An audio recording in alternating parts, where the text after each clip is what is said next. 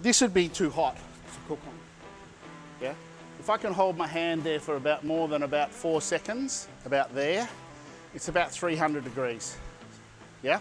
So I can't. So it's too hot for what I want to cook on at the moment. So what I do is I just rake some of this out this way. Yeah, I'm going to rake out what I need. So now I can do that. Yeah. So what I'm doing now is I'm controlling the heat, which is all important. And if this starts to get a bit cool, I just put some more on it. So what I'm creating is I'm creating a number of zones. That's a great way of like managing that heat, right? So that's fine, I can cook on that at that temperature.